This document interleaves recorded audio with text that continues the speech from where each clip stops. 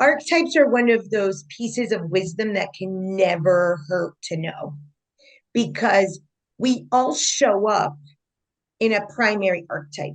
We have a primary archetype. However, it's usually our sun, our moon, our ascendant, some combo of that. And so our archetypal structure, archetype simply means, just so you know, original form, the template of. So you can put the template of the person, the template of the psyche, the template of the personality, the template of the behavior. It's like a template. And it's the original template. And it really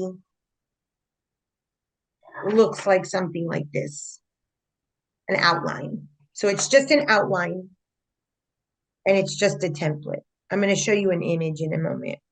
Now, what makes the difference between that image and that image? This is the beginning. This is more solid. It's more than just an outline. And that's what we do. We all have the templates of all 12 archetypes. We fill in the blanks with our story, with our narrative, with our unmet needs, with what we think we need to show up in the world. So that when it's fully complete and constellated, fully in our psyche, now we have an operating system from which to operate. It's no longer just a form that maybe I can do something with. It's not clay, it's already molded and solidified. So the trickster archetype, just so you know, looks like this. And I'm just using astrological symbols, is Mercury. So it's got a half a moon, a circle, and a cross. The cross is the same as a square. The circle is the circle. So you've got the cross of matter, the earthly world, the ego.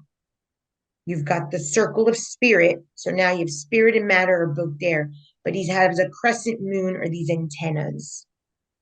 And he's saying, go beyond just spirit and matter.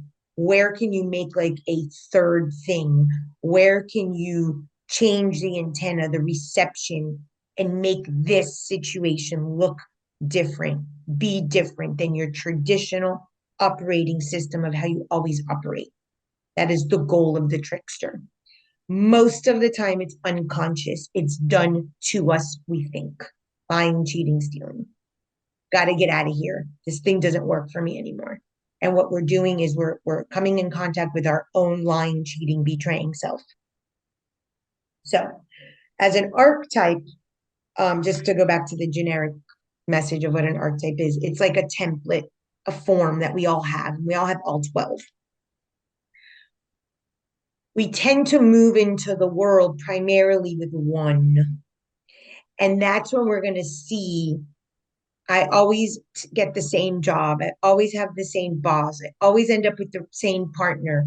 This always happens to me. When someone is saying it repeatedly, they're in the grabs of the archetype.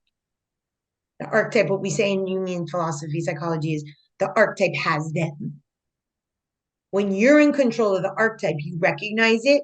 You're like, oh, it's here. Let me work with it. But when the archetype has you, you're not conscious about what's happening and you think something's being done to you.